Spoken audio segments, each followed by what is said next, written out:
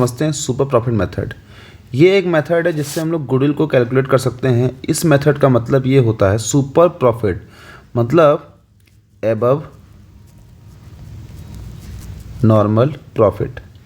Normal profit से extra कितना आप कमा रहे हैं, ठीक है, नॉर्मल प्रॉफिट से एक्स्ट्रा जो डिफरेंस है एक्चुअल और नॉर्मल के बीच का, उसे कहते हैं सुपर प्रॉफिट। और उसी के बेस पे क्या निकलेगा आपका गुडविल।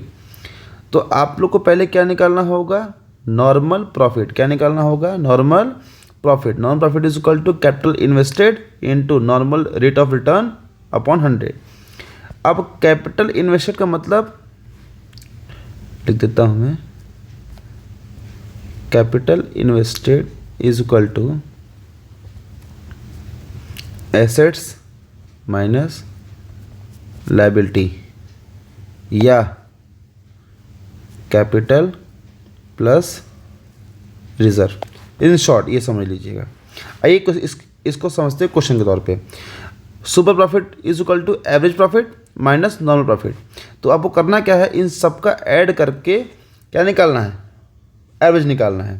तो 20,000 माइनस 40,000 क्योंकि लॉस है, और प्लस 270 तीन 20 माइनस 70 2.5 लाख 3 लाख।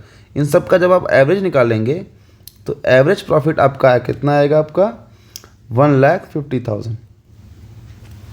ठीक है, 1,50,000 आपका क्या आ गया, एवरेज प्रॉफिट। इसके बाद आपको निकालना है नॉर्मल प्रॉफिट। नॉर्मल प्रॉफिट का मतलब क्या होता है, कैपिटल इन्वेस्टेड। बिजनेस में कैपिटल कितना इन्वेस्ट है, 12 लाख रुपए।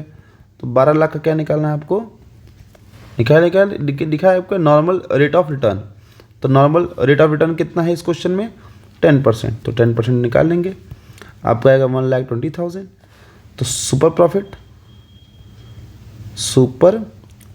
Is equal to what, average profit minus normal profit. तो एवरेज कितना है आपका 1,50,000 माइनस नॉर्मल कितना है आपका 1,20,000। तो आप एक्स्ट्रा कितना अर्न कर रहे हो नॉर्मल के अकॉर्डिंग, 30,000 रुपये। तो गुडविल निकल जाएगा।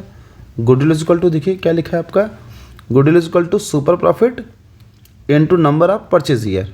बस super profit 30,000 into number of purchase year. Question में दिया होगा on the basis of calculate the value of goodwill. Question में नंबर ऑफ परचेज ईयर नहीं दिया हुआ है, तो आप मान लेते हैं यहाँ 2.5 क्वेश्चन में दिया हुआ है। मैंने यहाँ मिस प्रिंटिंग है, बस आपको यहाँ 2.5 से मल्टीप्लाई कर देना है। ठीक है, ओके, 75,000 आएगा।